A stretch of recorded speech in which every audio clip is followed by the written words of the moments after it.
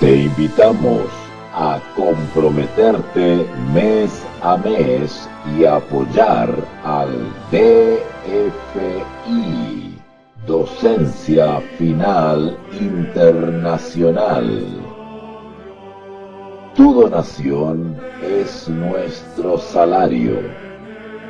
Que Dios te bendiga. Martín Lutero tenía ciertas características personales que lo hacían especial, lo hacían peculiar, distinto.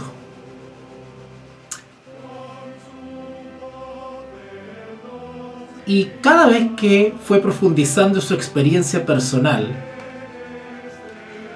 una experiencia espiritual personal, fue haciéndose cada vez más distinto. ¿En qué sentido Martín Lutero era distinto y llegó a ser más distinto? ¿Distinto respecto a qué? Distinto respecto a su círculo inmediato, su círculo religioso inmediato. ¿Vale? Algunos seguramente se imaginará la parábola del trigo y la cizaña, ¿no es cierto? No todo lo que está en la iglesia es trigo y no todo lo que está en la iglesia es cizaña. Quiero decirles algo, y es de que en la medida que Martín Lutero se hacía cada vez más distinto, se convertía en lo que hoy día podríamos conocer como un outsider, ¿verdad? O quizás desde el punto de vista teológico podríamos decir que Martín Lutero se estaba cada vez pareciendo más a un grano de trigo.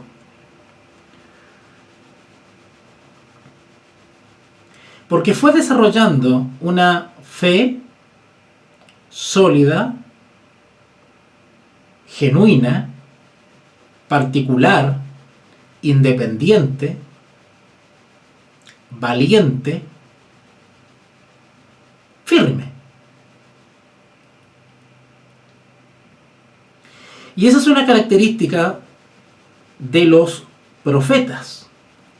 Ahora, no se me confunda, yo no estoy diciendo que Martín Lutero era un profeta en el sentido bíblico. Aunque algunos creen que sí. Bueno, yo no. ¿Pero a qué me refiero con esto de que tenía características de un profeta? El profeta alcanzaba o desarrollaba o maduraba individualmente una relación tan particular, tan íntima, tan propia, tan cercana, tan filio paternal con Dios, que llegaba a un punto en su experiencia vivencial en que su ser estaba completamente bajo el dominio o bajo el yugo, en el buen sentido de la palabra, o bajo el poder o bajo la potestad del Creador. Por lo tanto, la vida del profeta en esta tierra era un servicio completo del ser a ese Dios. No se importaba él mismo, no se consideraba a él mismo, porque todo su ser dependía de Dios. Por lo tanto, nada de lo que lo amenazara en este mundo iba a mermar esa hermosa relación que se había construido en base a una dependencia absoluta del Creador. He aquí la base y el sustento de los verdaderos siervos de Dios. El verdadero siervo de Dios desde el punto de vista bíblico es aquel que se olvida de sí mismo, no pondera las situaciones cuando cuando está en juego la lealtad a Jehová.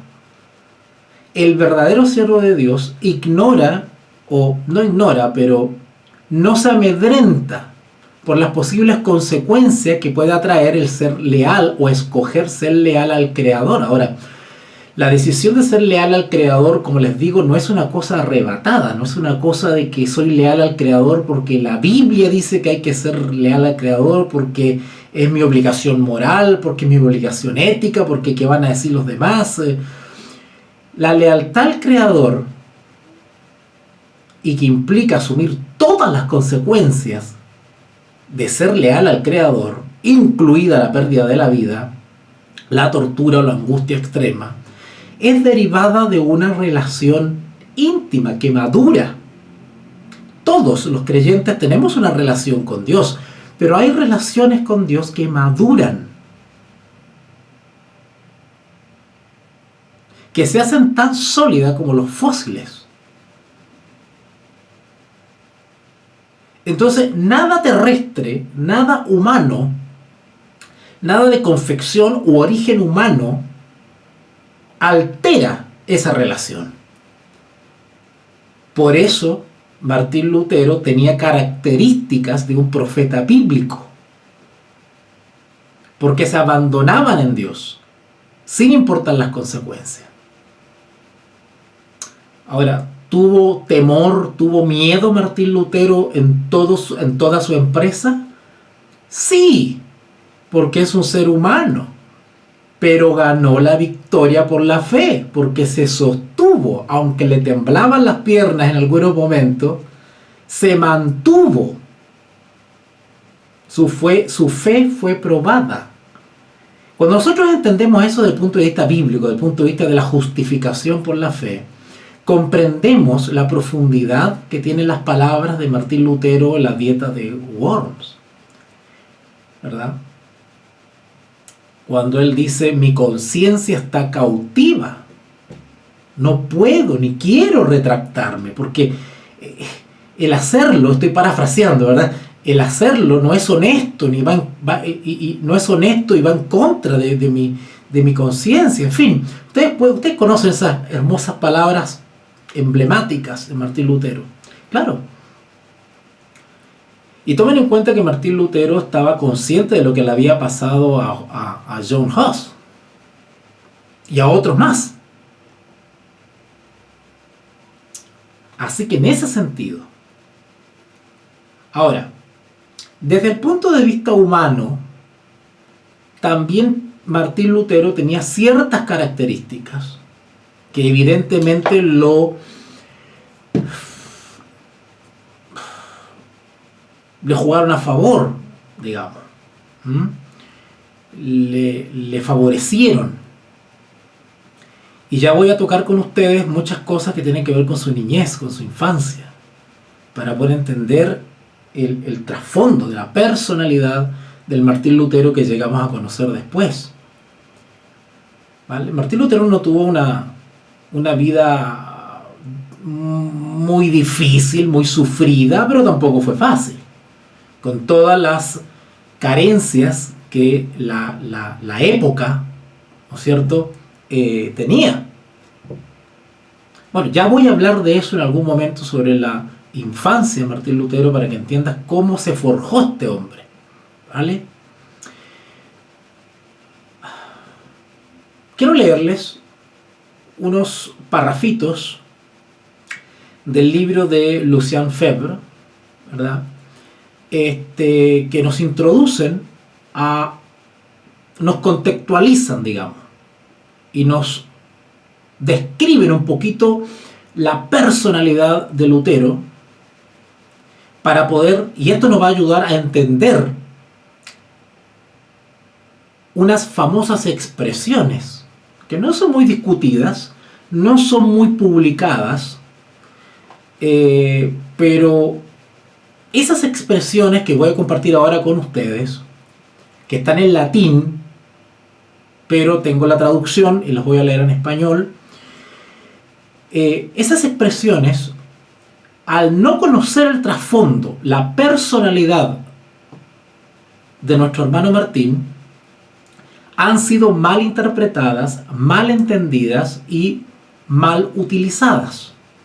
Y otra vez aquí le voy a dar un tirón de orejita a los ponentes y conferenciantes sobre Martín Lutero, porque me he topado por ahí, porque los he observado casi a todos, por lo menos los que están en línea en YouTube.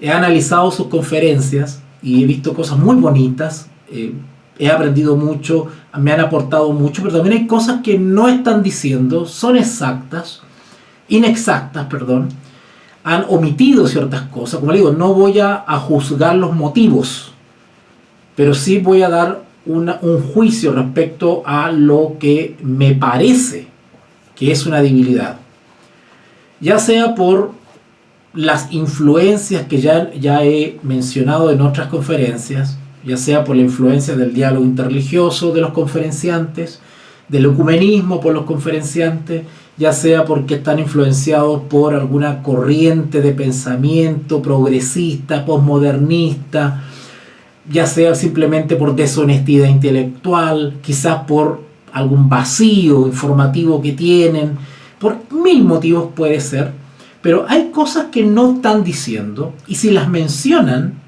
lo hacen para peor, porque mencionan las cosas de manera incompleta, no explican al público ciertas cosas, como por ejemplo la expresión que voy a explicar ahora de Martín Lutero.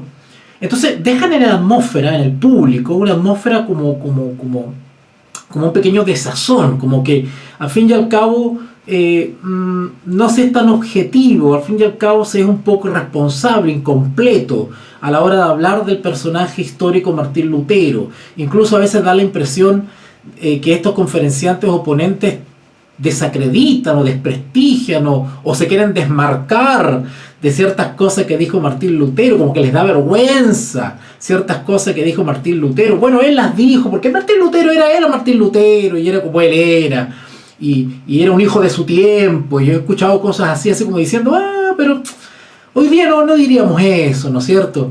Pero no se dan el trabajo de explicar, de contextualizar, ¿vale? Así que pues quiero compartir con ustedes unos pequeños parrafitos del libro de Lucien Febvre, Martín Lutero, un destino. Gran historiador, histórico, famosísimo, consagrado, y pues da una pequeña explicación respecto a esta frase famosa que está extraída de una carta que Martín Lutero le escribe a su gran y entrañable amigo Philip Melanchthon, el famoso reformador Melanchthon, Philip Melanchthon, y que el mundo, el romanismo o el papismo más ortodoxo utiliza esta carta y ciertas frases de esta carta para desacreditar, ¿no es cierto?, las intenciones o la obra, ¿no es cierto?, de Martín Lutero. Así que voy a leer un parrafito introductorio y de ahí entramos de lleno a esta frase que quiero comentar con ustedes, y también, ¿por qué no?, si tengo el tiempo, analizar incluso algún fundamento bíblico que apoya justamente o ayuda a entender esta expresión de Martín Lutero, ¿vale?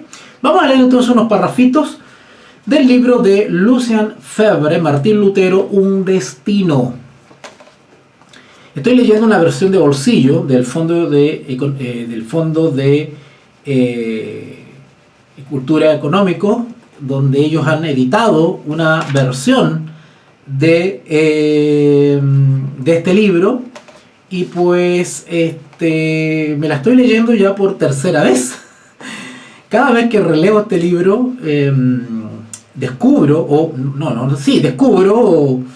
o logro profundizar algunas cosas que se me habían pasado por ahí, ¿ok? Aprovecho de responder unas preguntas, aunque prefiero hacerlo al final de la transmisión, pero bueno, ya que está por aquí, Flor Rosa me pregunta, profesor, una consulta, ¿en algún momento mostró el libro Lutero de Lyndall Roper? ¿Tiene algún comentario de este libro? ¿Qué le pareció? El libro de Lyndon Roper lo leí hace 3 años, creo. Lo tengo aquí. De hecho, hace unos días atrás lo estaba repasando porque justamente voy a hacer una clase de algo que encontré ahí, que me aportó mucho, y también quiero compartirlo con ustedes. Y bueno, sorpresa. Pero sí, conozco el libro de Lyndon Roper, lo conozco, lo he leído 2 veces, y ahora por tercera vez lo estoy repasando, pero ya de manera puntual algunas cositas que quiero extraer de ahí. Ahora, las cosas que estoy sacando de estos autores, tanto de Lucian Febvre como de Lyndon Roper, no son cosas que particularmente ellos dijeron. No. Lo que comentan los biógrafos o historiadores sobre Martín Lutero, en realidad, bueno, hay historiadores o investigadores que dan más énfasis a unas cosas que a otras de Martín Lutero, ¿vale? Depende de la mirada del autor, del escritor, ojo con eso. Cuesta un poquito ser objetivo a la hora de leer a un personaje histórico, porque cada historiador, cada investigador tiene una formación, tiene una influencia, ¿no es cierto? Y va a abordar la figura de Martín Lutero desde ciertas miradas, de ciertos puntos de vista. Entonces, cada autor aporta. Por eso que es bueno leer varios autores sobre el mismo personaje, Martín Lutero. Yo les recomiendo eso, para formarse una idea general. Así que las personas que son de habla hispana, pues mi recomendación es que si les interesa la figura de Martín Lutero, tienen que leer todo lo de Martín Lutero, todo lo que salga al mercado, desde lo más mediocre hasta lo más especializado, para irse formando una idea global del personaje Martín Lutero, ¿vale? Y no solamente biografías o investigaciones sobre el personaje Martín Lutero, sino los escritos de Martín Lutero propiamente tal, que están disponibles en español, por lo menos lo que hago yo. Así que eso es una doble investigación, ¿ok? Ahora, en el caso de Lyndon Roper, es una biografía muy detallada, muy exhaustiva. De hecho, es un libro bien grueso. Por ahí lo tengo. Tengo algunos reparos con Lyndon Roper. Me ha gustado mucho la lectura de Lyndon Roper, nada que decir. O sea, ella aporta un montón de datos. Ella habla desde la infancia de Martín Lutero hasta todo. O sea, todo. Es muy, muy meticulosa. Pero voy a hacer 2 pequeñas críticas a Lyndon Roper si es que te sirven, Flor Rosa. La primera observación que le hago a Lyndon Roper, y por eso que hay que leer varios autores para aprender a discriminar, digamos, entre autor y autor. Lyndon Roper es una escritora que tiene una gran influencia del feminismo, ¿vale? Ella, su formación académica está muy ligada a la perspectiva de género, ¿ah? Cuidado con eso, ¿vale? Así que hay que leer y darse cuenta inmediatamente cuando ella introduce, ¿no es cierto?, esta mirada de género, ¿no es cierto?, desde una posición feminista, ¿no es cierto? Cuidado con eso, ¿ah? Lo otro que he notado en Lyndon Roper es que es muy especulativa. Cuando no tiene el dato exacto, ella dice probablemente, seguramente, lo más probable. Juega mucho a la especulación, a la suposición, teoriza mucho. Lo más probable es que Martín Lutero no se haya desviado de ciudad porque la lógica, ¿no es cierto? Juega mucho a la lógica. Y está bien, porque es bonito hacer ese ejercicio. Eso ayuda a profundizar y a dar rienda suelta a la imaginación, ¿no es cierto? Está bien. Pero me parece que abusa un poquito de eso del supuesto, de la especulación, de que cabría pensar que deduce algunas cosas, ¿no es cierto? No, bueno, pero del punto de vista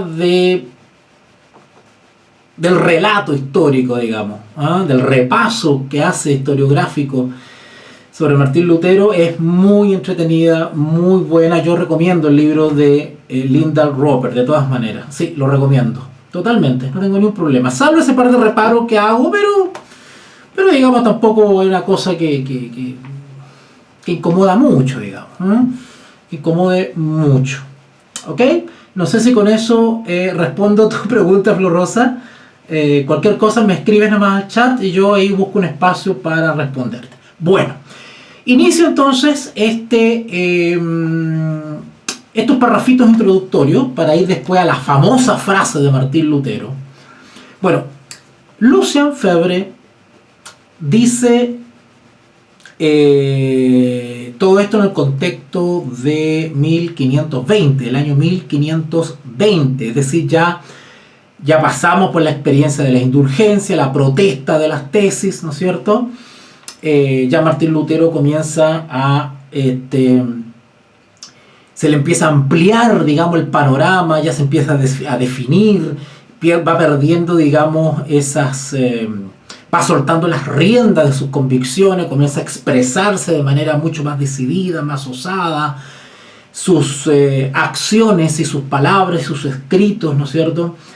Comienzan a tener repercusiones sociales, repercusiones políticas, ¿ok? Yo quiero recalcar esto, la protesta es religiosa, la protesta es espiritual, la protesta es teológica, pero tuvo sus repercusiones sociales, políticas y económicas. ¿Y por qué no decirlo así? Geopolítica. Porque esto trascendió, ¿ok? Trascendió hasta Roma. Entonces, esto tuvo una repercusión. La protesta de Lutero en la puerta de la iglesia, pues eso tuvo una repercusión tremenda. Al punto que hubo una protesta de los príncipes, que ya lo voy a tocar también eso, porque los expositores oponentes sobre Martín Lutero, que son más condescendientes, que son más transaccionales, son más, ¿cómo se diría esta palabra? Que conceden, que hacen concesiones, ¿verdad? Desvían la mirada de la protesta religiosa de 1517 en la puerta del castillo de Wittenberg y la trasladan a la protesta de los príncipes. Entonces dicen, somos protestantes porque una protesta de los príncipes. No, la protesta, el movimiento protestante ve su puntapié inicial una protesta teológica, religiosa, espiritual, derivada de toda la experiencia de Martín. Bueno, eso yo lo expliqué y está en las conferencias que tengo acá en mi canal. ¿Ok? Está todo eso explicado ahí. Pero quieren desviar esa atención religiosa contra Roma, ¿verdad? A una protesta de naturaleza política, sí, derivada como repercusión de una protesta religiosa, pero fue una protesta política, la protesta de los príncipes. Entonces ahí quieren ubicar que desde ahí nos empezamos a llamar protestantes por una protesta de los príncipes. No, si no solamente los príncipes protestaron los campesinos, empezó a protestar medio mundo, todo el mundo se le abrieron los ojos y ganaron confianza y todo el mundo comenzó a protestar. La protesta se generalizó a todas las áreas de la vida en Alemania, ¿vale? Pero no perdamos el foco, la protesta fue religiosa, espiritual, teológica, desde el gesto protestante de clavar o de publicar las tesis en Wittenberg, 1517. Ya me estoy entusiasmando, ya me estoy yendo del tema. Vamos entonces a compartir estas citas que describen un poquito la personalidad de Martín Lutero y el temple, la impronta de Martín Lutero. Que ojo, es una impronta que hoy en día no se ve. Lo que yo voy a describir ahora es algo que describe la personalidad de uno de los grandes referentes de la cristiandad y que hoy en día es muy escaso ver a alguien con estas características, porque nadie está dispuesto a sacrificarse, nadie está dispuesto a perder, nadie quiere ser impopular. Bueno, las convicciones de Martín Lutero lo llevaron a poner todo eso de lado y ser fiel a su conciencia y a sus convicciones, y que aunque eso implicara el riesgo de su vida y ser impopular. como justamente lo fue. ¿Vale? Describe Lucian Febvre de la siguiente manera esta situación, a este personaje Martín Lutero. Hay hombres que sufren las improntas tan dócil y completamente que se anodadan, o por lo menos se funden, se disuelven en los demás. Voy a traducir porque Lucian Febvre habla con una profundidad increíble. Vuelvo a repetir. Hay hombres que sufren las improntas tan dócil. Hay hombres que sufren las improntas, pero miren cómo las sufren, tan dócil y completamente que anodadan, o por lo menos se funden, se disuelven en los demás. Otros, y acá viene Martín Lutero, o sea, en el fondo, ¿qué está diciendo Lucian? Hay personas que sí, se atreven, dan un paso, arriesgan, pero no soportan la presión. Se diluyen, se funden, se retractan, vuelven otra vez al rebaño, no quieren ser tan distintos, se diluyen en los demás. Pero hay otros que permanecen cerrados, impenetrables, inaccesibles. Todo parece resbalarles, nada le hace mella. Lutero, en su complejidad viva, se presta a muchos, no se da a ninguno. ¡Wow! ¡Qué manera de describirlo! Se presta a muchos. O sea, permite que sus acciones puedan ser usadas, experimentadas y compartidas por otro. Pero no se da a ninguno. Él mantiene su independencia. Toma de todos y vuelve a encontrarse consigo mismo en su conciencia enriquecida. ¡Wow!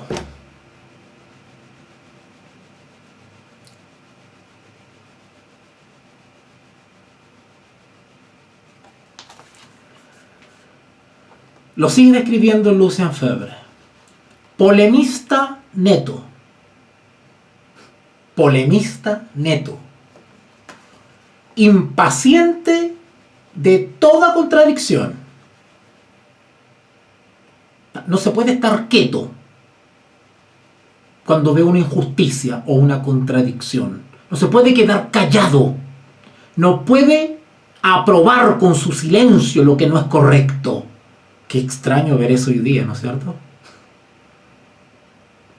Polemista neto. Si hay que discutir, discutimos. Si hay que pelearse, peleamos. Si hay que enfrentarse, nos enfrentamos. Pero la verdad está primero. La justicia. Polemista neto. Impaciente de toda contradicción. Despreocupado del escándalo. ¡Wow! Eso sí que habría que decírselo a los actuales exponentes, expositores y conferenciantes sobre Martín Lutero, que no se atreven a decir ciertas cosas.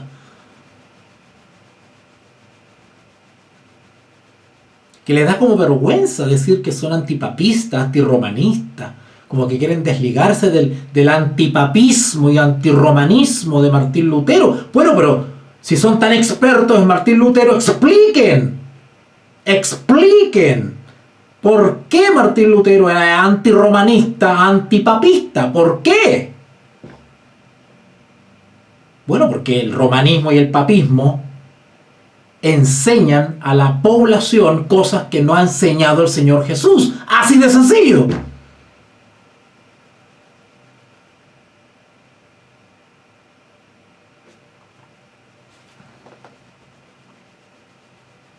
Y por lo tanto, esa institución es una institución que engaña. Que engaña. Desde el punto de vista bíblico, engaña. Y hay que decirlo.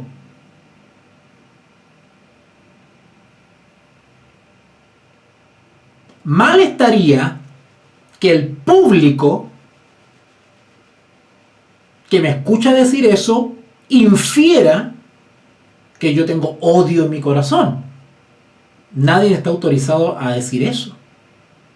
Eso es juzgar. Está juzgando mi intención, mis motivos. En circunstancias que en mí puede haber ausencia absoluta de odio.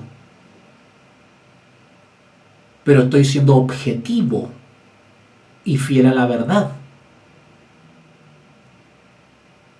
El que sea antipapista o antirromanista no implica la presencia de odio en mi corazón. ¿Están entendiendo eso?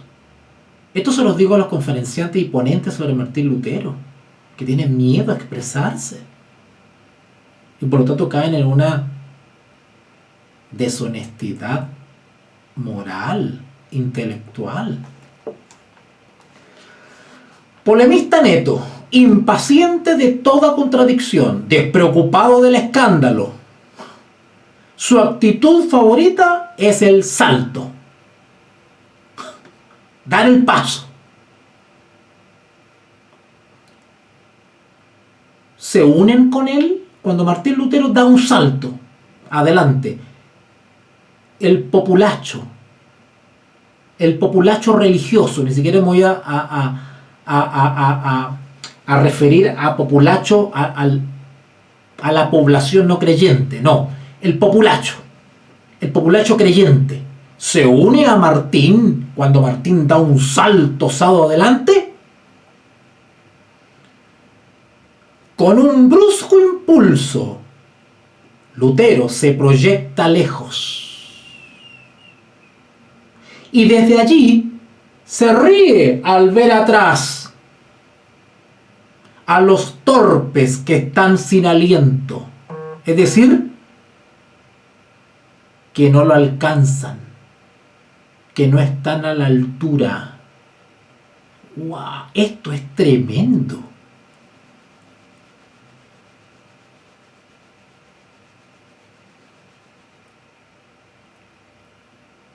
Pero se le vuelven a unir.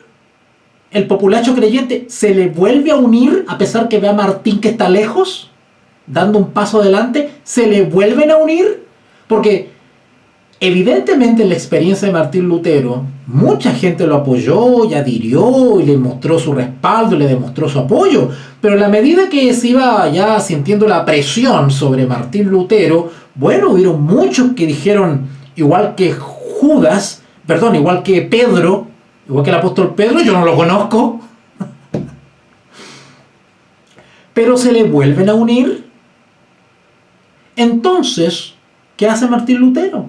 ¿Se desanima porque no lo siguen, porque no se unen, porque ya no lo apoyan? ¿Qué hace Martín Lutero? ¿Se diluye en el populacho? ¿Qué hace Lutero? Entonces, Lutero se da un nuevo impulso, un paso más todavía adelante, solo. Él no espera que lo sigan, él no espera respaldo humano, a él le basta el apoyo divino para dar el paso. Esos son los verdaderos profetas y mensajeros. Entonces, un nuevo impulso, tan violento esta vez que el audaz se queda solo. Ya nadie lo alcanza. Cargado de estupor, con un escalofrío del que se goza. No es fácil.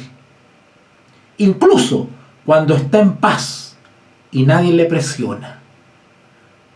Procede por saltos, lo más bruscos y desconcertantes que sea posible.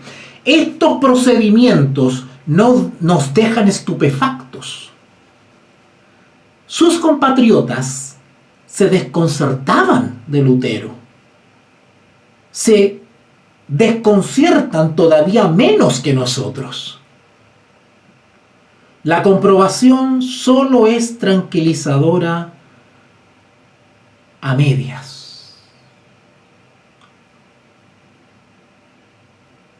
Y luego Lucien Lefebvre da un ejemplo de esto. A ver,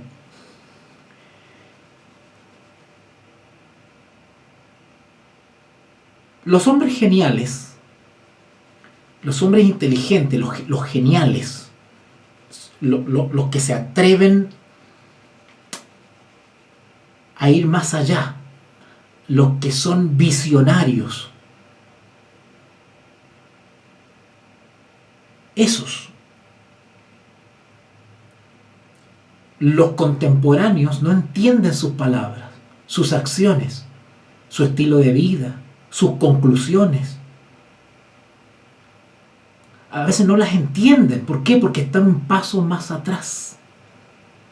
Porque la experiencia de ese visionario es mucho más evolucionada, más madura, de más alcance espiritual. El mediocre del populacho de creyentes, el creyente mediocre, mediano, no comprende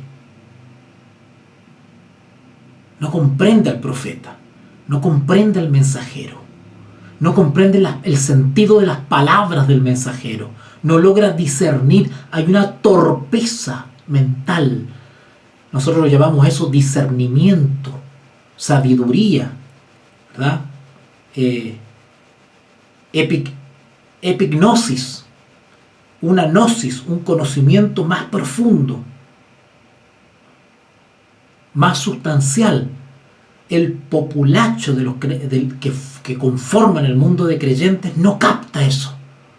Entonces ven al visionario, al profeta, al mensajero, lo ven como una amenaza, como un loco.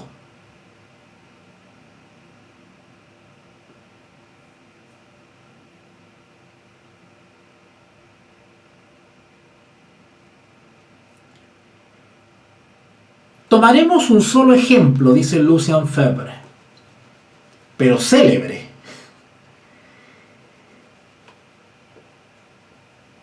Y Lucien toma una famosa expresión que Lutero le escribe en una carta a Philipp Melanchthon. Peca fortiter, peca fuerte. Le dice Lutero a Melanchthon, peca fuerte. Voy a intentar leer, tengo estudios en latín, pero no soy experto, ya que en la licenciatura de Historia me enseñan latín. Voy a hacer el esfuerzo por leer de manera fluida latín, ¿vale? Así que, pero de ahí le voy a leer en español, para que ustedes entiendan lo que dijo Martín Lutero respecto a esto de que peca fuerte, peca fortiter. Lutero a Melanchthon, estando en Warburg, recuerden ustedes el castillo de Warburg, donde Martín Lutero llevó un retiro ahí, un retiro obligatorio, el 1 de agosto de 1521, Martín Lutero escribe esto a Philipp Melanchthon. En razón de su importancia, dice Lucien, daremos el texto en toda su extensión. Voy a leer el texto completo, original, de la carta de Lutero a Melanchthon. Si gratiae predicator est, gratiam non fictam sed veram predica. Si vera gratiam est, verum not fictum peccatum ferto. Deus no fici salvos ficter peccatores. Esto peccaro et pecca fortiter. Ser fortiet fide et gaud in de Christi quid victur est peccati. Martit et mundi. peccandum agunum quim tollim peccatum mundi. Y entonces, esta otra frase célebre: ad hoc non habelet non peccatum, atiam similes uno dies fornicemur eut oxidamus. Luego, la conclusión con la que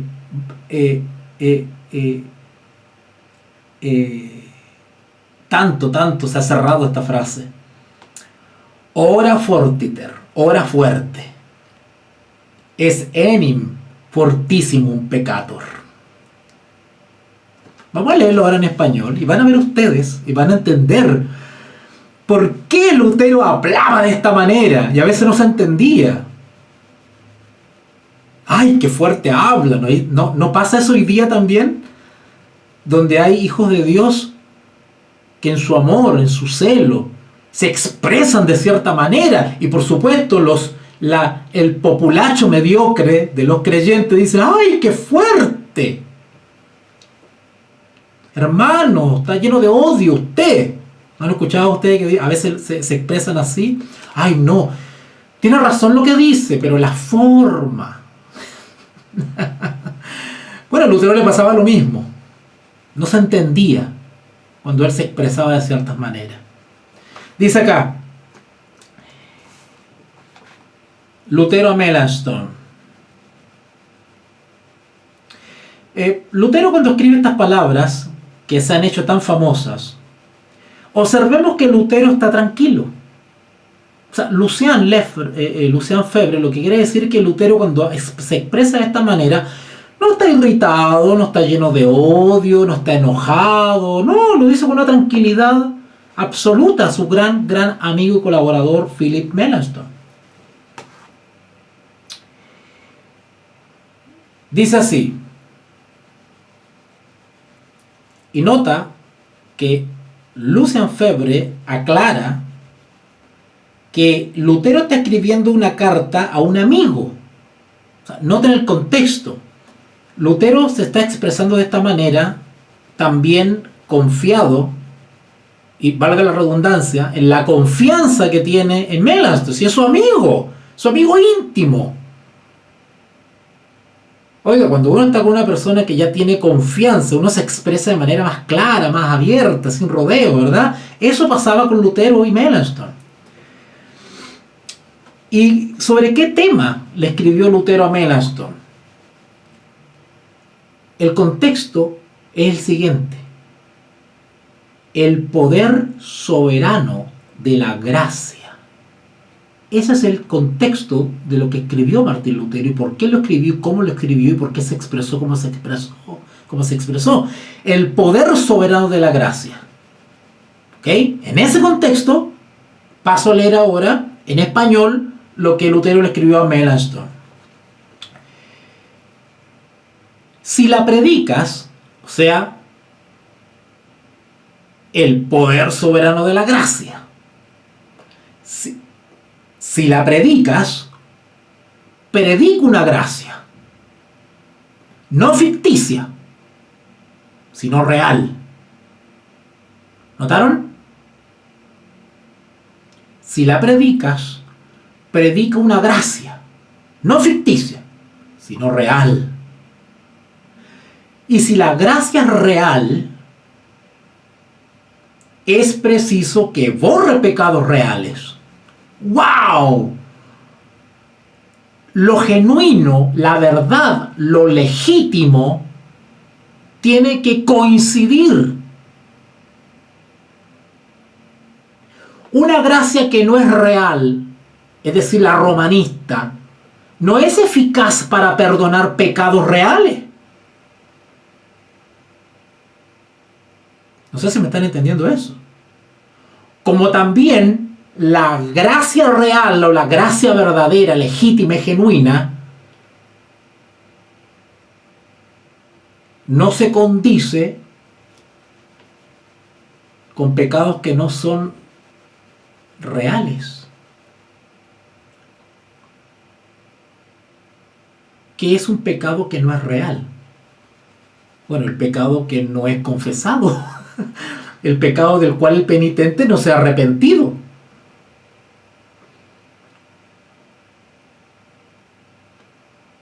Una conducta, un pensamiento, un motivo que constituye pecado, un potencial pecado, no es pecado hasta cuando el pecador tiene conciencia que es pecado.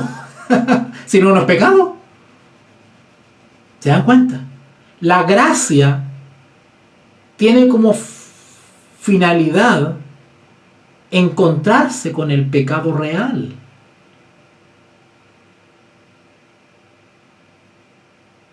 Ok. Si la predicas, predica una gracia, no ficticia, sino real.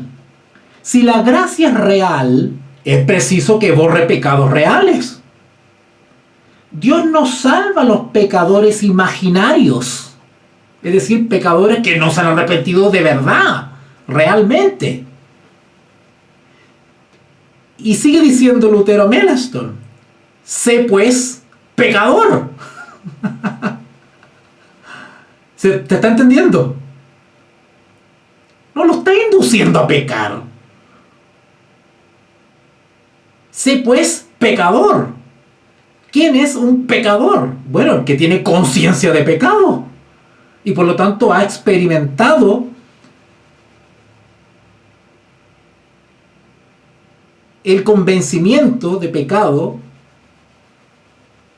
por el Espíritu Santo, que convence de pecado y te hace consciente de su condición de transgresor y de pecador. Eso es un pecador real, genuino, y que se encuentra con la gracia genuina, perdonadora, salvadora de Jesús, de Dios. ¿Verdad? Tiene que haber una coincidencia, una idoneidad entre la gracia real y el pecado real o el pecador real. Sí, pues,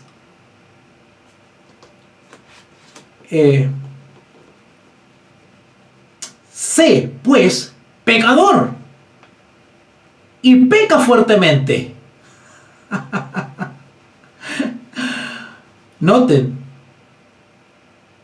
sé, pues, pecador y peca fuertemente. ¿En qué sentido Lutero le dice a Melanchthon, peca fuertemente? No lo está mandando a pecar. No. ¿Quién es el que peca fuertemente? Sé pues pecador. Peca fuertemente. O sea, tu conciencia degradada de transgresor, que sea de verdad, legítima. Que haya una verdadera conciencia de tu condición de pecador. En el fondo, el arrepentido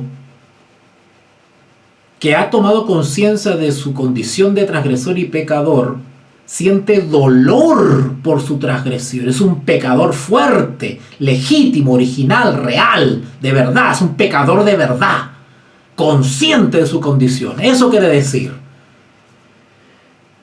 sé pues pecador y peca fuertemente. ¿Verdad? Pero, y esta es la segunda parte que no mencionan, lo que sacan este pedacito para desacreditar a Martín Lutero. Pero, sigue diciendo Lutero, más fuertemente pon tu fe.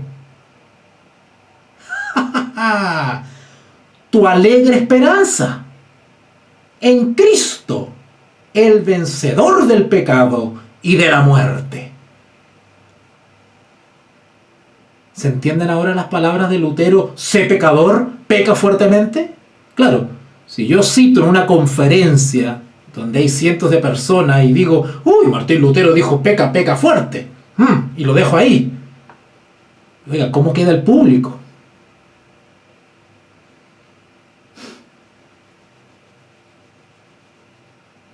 Claro, si yo no explico eso, yo mismo, como supuesto expositor de Martín Lutero, pues desacredito a Martín Lutero porque lo dejo ante la opinión pública como un desatinado que no pensaba mucho, que llegaba y disparaba las frases, ¿no es cierto? Y en su arrebato lleno de odio, de resentimiento contra Roma, despreciaba la gracia de Cristo, la ley de Dios, y justificaba el pecado, y era licencioso y no sé qué otra cosa más. Pero acá que él dice, pero más fuertemente pon tu fe, tu alegre esperanza en Cristo, el vencedor del pecado y de la muerte. Y luego sigue comentando Lucian Febvre, puede seguirse su graduación. Graduación quiere decir el nivel de pasión con la que Lutero expresa esto. Y no cualquier mente entiende estas expresiones, porque hay que intentar entrar en la experiencia de Lutero para entender por qué se expresa como se expresa. Se siente a un hombre lleno de su idea, que se adelanta un paso a paso, y luego bruscamente se acalora y salta. Martín Lutero era un volcán dentro de sí, y se expresaba de esa manera, pero no todos lo entendían. Sigue diciendo Lutero, vamos, acepta, sé pecador, esto peccator. Y no peques a media, peca decididamente a fondo, peca fortiter. ¿Ok? Él no está haciendo un llamado a pecar. ¿Ok? Sino que tengamos conciencia a la hora de transgredir un mandamiento de Dios. ¿Ok?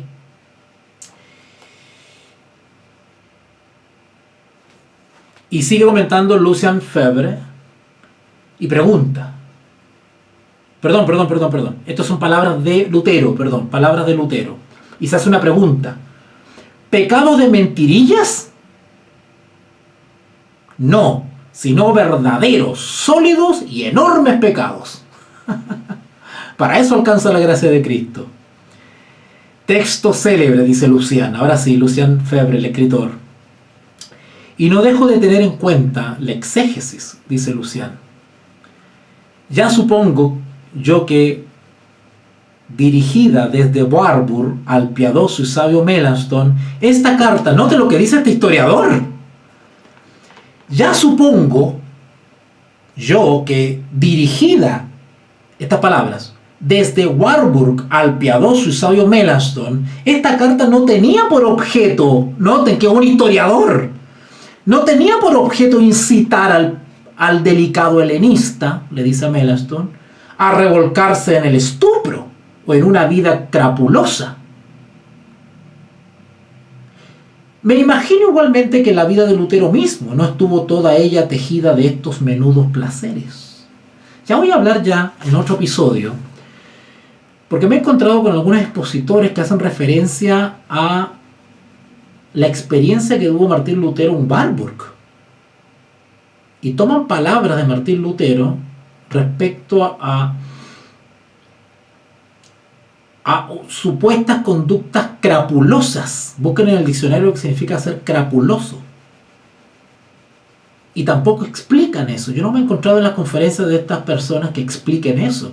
Y también dejan esa nebulosa en el público y se convierten en expositores e instrumentos de descrédito a Martín Lutero. Y acá un historiador está diciendo que cuando se entienden bien las palabras de Martín, él no está incitando a Melanchthon a pecar, ni le está dando licencia para pecar. E incluso dice, tampoco cree que Martín Lutero haya caído en esas licencias. Un historiador. Ni siquiera es un líder religioso lo que estoy leyendo. ¿Ok? Voy a leerle un par de textos bíblicos y que van a ayudar a entender estas expresiones de Martín Lutero. ¿Vale? Porque para poder entender a Martín Lutero, y le estoy hablando a los creyentes que me estén escuchando, para entender ciertas expresiones de Martín Lutero, hay que entender también el libro al cual él se basaba o el libro al cual él se inspiraba o se inspiró para poder entender el mensaje de la justificación por la fe. No es que Martín Lutero inventó el mensaje de la justificación por la fe. Eso siempre ha estado en la Escritura, está de tapa a tapa. De Génesis hasta Apocalipsis está el mensaje de la justificación por la fe. ¿Vale? Si no, lean Hebreos capítulo 11. Ahí está el registro de la experiencia de la justificación por la fe en toda la Biblia. Antiguo y Nuevo Testamento. Martín Lutero lo que experimentó fue algo personal que lo llevó a decir y hacer lo que hizo. Él redescubrió la Escritura, logró comprender la Escritura que no entendía. Y en la Escritura encontró las respuestas que su alma necesitaba, su vida necesitaba. Eso fue un redescubrimiento. ¿Vale? Ok. En el Evangelio según San Lucas, capítulo 7, vamos para allá rapidito. Si alguno de ustedes me quiere acompañar, si no puede anotar esto y después Pero con esto vamos terminando, ¿ya? A manera de sello, para entender las expresiones de Martín Lutero. Lucas capítulo 7, Evangelio de Lucas capítulo 7,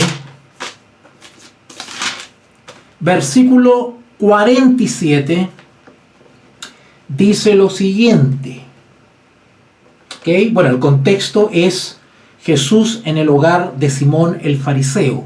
Lucas capítulo 7, pero vamos a leer solamente el versículo 47. Ustedes pueden leer la historia completa y van a entender el contexto.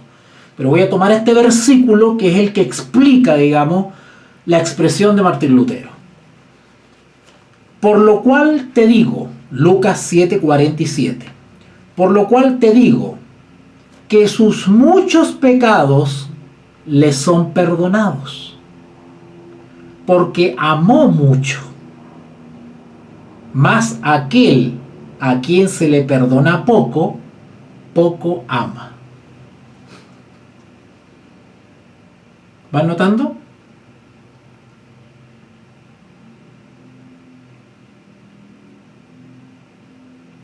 Hay una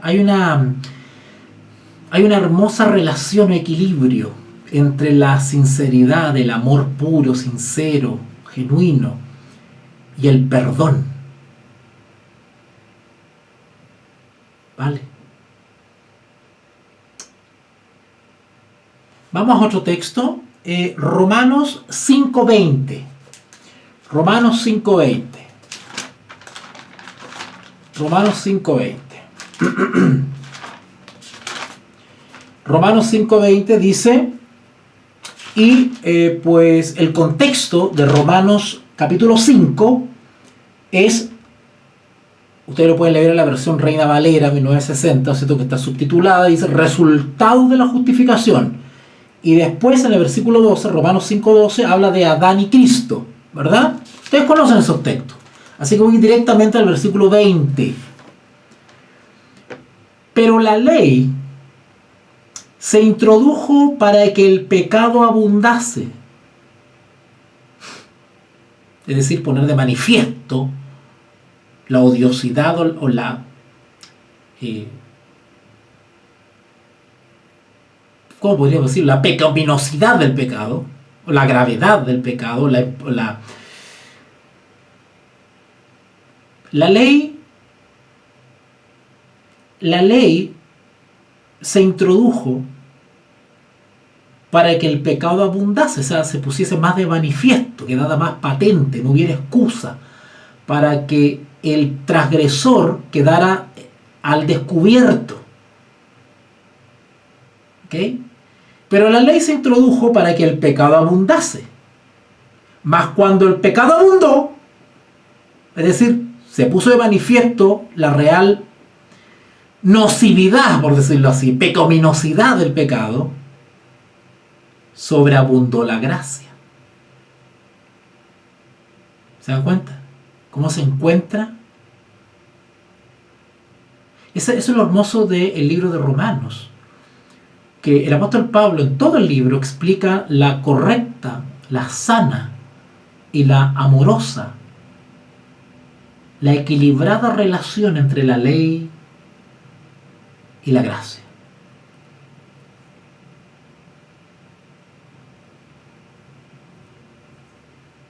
Y eso fue lo que entendió Martín Lutero. ¿Vale?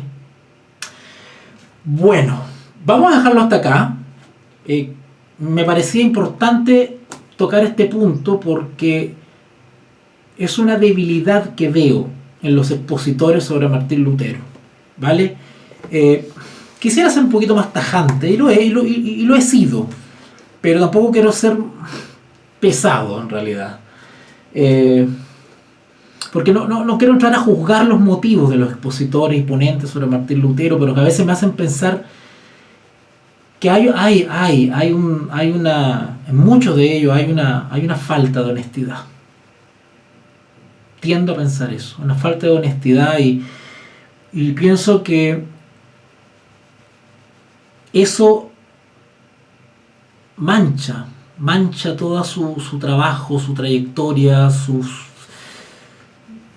estatus, sus recomendaciones. Porque al fin y al cabo el perjudicado es el público. Es el público. Y lo lamento por el público. Y siguen fomentando esta condescendencia buenista, ¿cierto? De no herir, de no incomodar, de no provocar polémica, de no incomodar a nadie, no vaya a ser que haya alguien en el público que no sé qué, que...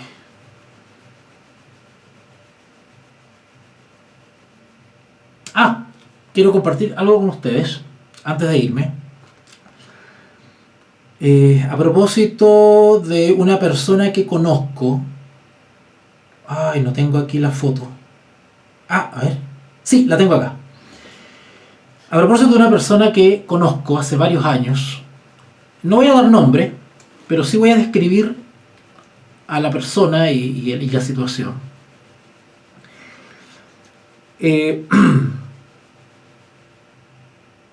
Bueno, hoy día es 9 de abril, y estamos terminando, día domingo 9 de abril de 2023, y estamos terminando lo que se conoce como tradicionalmente como la Semana Santa, ¿verdad? Y hay una página católica que se llama Así Prensa. Y en esta página se promociona una foto describiendo el calendario de celebraciones católico. Y se titula así este afiche. Voy a intentar agregarlo a este video, porque este video queda en vivo, esta versión que estoy yo ahora transmitiendo queda habilitada en vivo. Pero cuando voy a subir el mismo tema que he dado hoy, lo voy a dar, pero en otro video, en otra versión editada. Y ahí voy a subir la foto de este afiche que lo voy a leer ahora. Entonces el afiche dice: ¿cómo ganar una indulgencia plenaria en Semana Santa? Así que indica a los lectores cómo ganar una indulgencia. Uno piensa que esto es de la Edad Media, que esto de las indulgencias quedó en la Edad Media. Y esto está más vigente que nunca, porque Roma no cambia. Es el protestantismo el que ha cambiado, ha dado un paso atrás, ha contemporizado, ha transado, ha vendido, ha traicionado. Por eso, el matrimonio luterano que me encontré allá en Wittenberg el año 2017, cómo lloraba en la puerta del castillo de Wittenberg, de la iglesia de Wittenberg. Y cuando le pregunté a ella por qué lloraba, ella me explicaba por esto. Porque su institución religiosa, en este caso luterana, le había dado la espalda a todo lo que sufrieron sus antepasados, sus pioneros. Bueno, sigue diciendo el afiche: ¿cómo ganar una indulgencia plenaria en Semana Santa? Y explica: la Iglesia concede como máximo una indulgencia por día para uno mismo o el alma de un difunto. Esto es 2023. Jueves Santo. Canta el Tantum Ergo en la reserva Eucaristía. Adora el Santísimo reservado en el monumento a menos de 30 minutos. O sea, el Jueves Santo tú tienes que ir a adorar el Santísimo que está reservado en el monumento, en un monumento. Ok. Día siguiente, Viernes Santo. ¿Qué hay que hacer para ganar la indulgencia en Semana Santa? ¿Para ti o para un difunto? Viernes Santo. Asiste a la adoración de la cruz. Participa en la Vía Crucis. Segundo requisito para ganar la indulgencia. Sábado Santo, ayer, 8 de abril 2023. Reza el rosario con 2 o más personas. Asiste a la vigilia pascual. Esos son los 3 requisitos para ganarse una indulgencia por sí o por un difunto. Y nota ahí al pie del afiche. Además, se deben cumplir las 3 condiciones básicas: confesión, comunión y orar por las intenciones del Papa.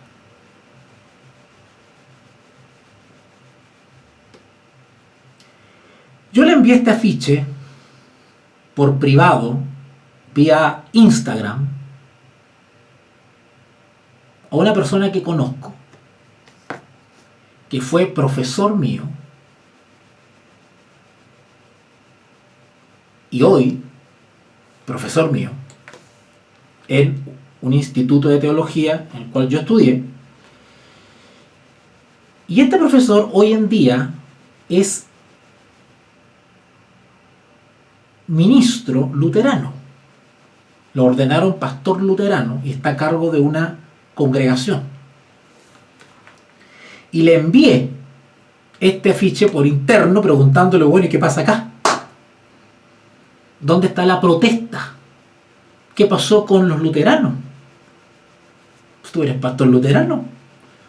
¿No deberías tú estar vindicando los principios de tu denominación, de tu referente que es Martín Lutero? ¿No deberías estar vindicando los principios e ideales de la Reforma protestante? Todavía no recibo respuesta. Antes de que pasara esto, semanas antes, lo fui a visitar al templo luterano. Me entrevisté con él, nos sentamos, estuvimos toda una tarde conversando.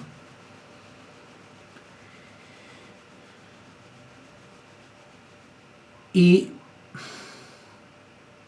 la verdad es que salí bien decepcionado y bien chasqueado. Me lo esperaba.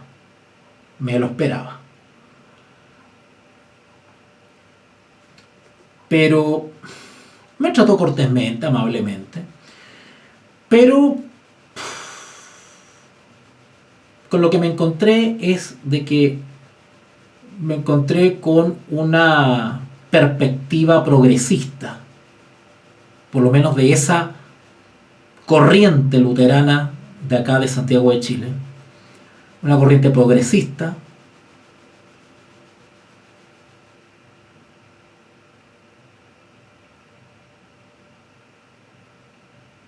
bastante permisiva,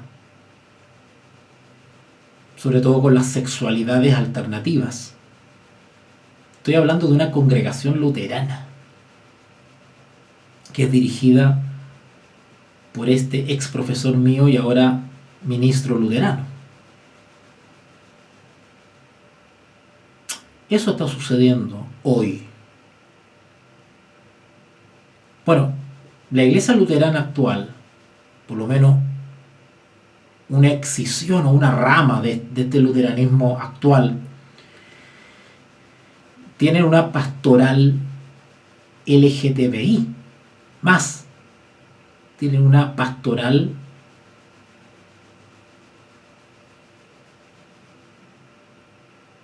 para el mundo gay.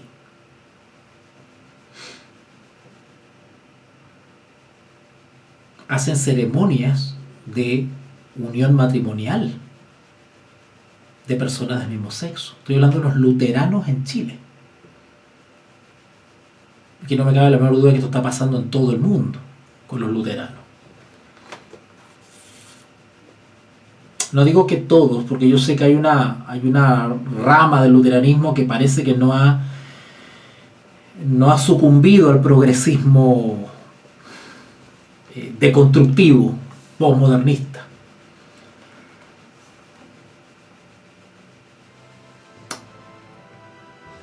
Bueno, quiero agradecer a aquellos que me apoyan mensualmente, que no se han olvidado de mí, que son conscientes del esfuerzo que uno hace por investigar ciertas cosas y después compartirlo con ustedes. Gracias a aquellos que me apoyan y que permiten poder solventar los gastos de internet y todo lo que implica dedicarse a la enseñanza, al ministerio de la enseñanza, a la docencia misionera, que es mi vocación y mi llamado. Espero compartirles en otra ocasión más cositas sobre nuestro hermano Martín. Quiero hablar sobre el incidente, el famoso rayo. ¿Se acuerdan que a Martín Lutero le cae un rayo por ahí cerca y él se espanta, ¿verdad? Y dice, ¡mare monje! Vamos a ver qué pasa con eso. ¿Fue realmente el rayo lo que gatilló esta sensibilidad de Martín Lutero o ya venía de antes con inquietudes? El rayo fue el único incidente y fenómeno que lo sorprendió. Hubieron otras cosas que fueron sumando. Vamos a hablar de eso también, entre otras cosas. Y por supuesto que voy a sacar algún material del libro de Lyndall Roper, que es muy bueno en datos, y que voy a sacar algunos datitos de ahí para poder apoyar esa conferencia que quiero dar acá también. Así que saludos a los poquitos que me han seguido y espero que este video pueda ser escuchado con paciencia, con cariño, con altura de miras y ser difundido a aquellos que quieren una visión, una opinión o un análisis distinto respecto a la experiencia de Martín Lutero. Mi objetivo es vindicar de manera clara, objetiva y sin rodeo ciertas cosas que envuelven a este gran personaje de la historia que es Martín Lutero. Un abracito y bendiciones para todos. Te invitamos a comprometerte mes a mes y apoyar al DFI, Docencia Final Internacional. Tu donación es nuestro salario. Que Dios te bendiga.